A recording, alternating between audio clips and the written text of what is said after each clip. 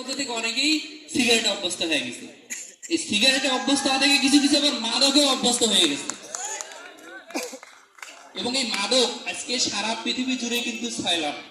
আজকে আমরা যে মাদক বিরোধী প্রজন্ম যে ব্যানার করছি, এই মাদকের বিরুদ্ধে কিন্তু সারা বিশ্বে আজকে আন্দোলন হচ্ছে। কারণ আমি মাদক খাই না, কিন্তু আমার যদি ছোট ভাই মাদক খায়, আমি মনে করতেছি আমি তো খাই না, কিন্তু আসলে তার দ্বারা আমিও কিন্তু আক্রান্ত হবো। আমাদের সমাজের স্বাভাবিক গতি বাধাগ্রস্ত হবে। কারণ কেউ যদি ইয়াবা খায়, কেউ যদি মদ খায়, তার ব্রেনের মধ্যে এটা এমন একটা কাজ করে যে সেটা তাকে আবার নিতে ইচ্ছে করে।